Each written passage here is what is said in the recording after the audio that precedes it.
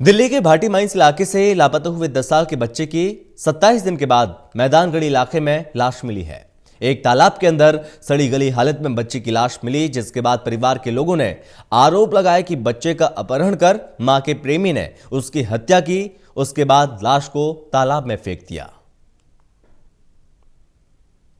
ये तस्वीर है शिवम की, जिसकी उम्र मात्र 10 साल थी, जिसकी हत्या कर उसकी लाश को ठिकाने लगाने के लिए आरोपी ने उसकी लाश को तालाब में फेंक दिया।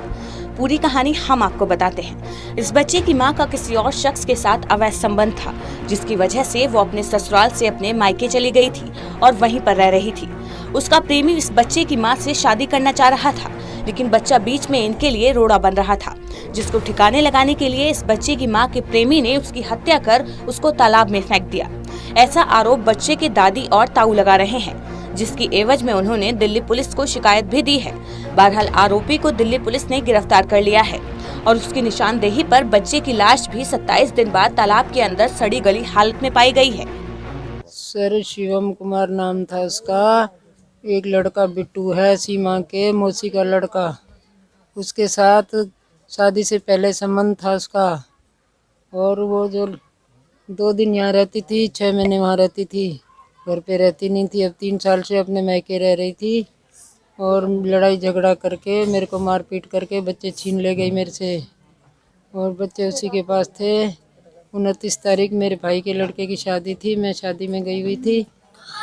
28 तारीख को शाम को 6 बजे अपनी बहन को भेजा के वहाँ पता करके आया शिवम वहीं है क्या। तो वो लड़की यहाँ आई, जिस हमारे पास तो आता ही नहीं था। हमने कहा यहाँ नहीं आया हमारे पास।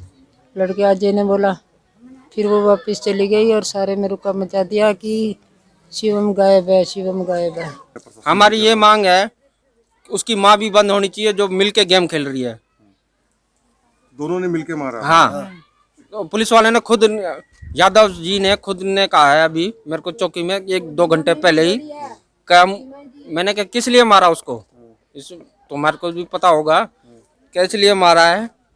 कि शादी, हम दोनों शादी करना चाहते थे, लड़का परेशानी कर रहा था शादी में, इसलिए मिल के मरवाया है उसने। एक ही बच्चा था उसमें? हाँ, 2 बच्चे, एक लड़की है और हमारे बच्चों के और भी है।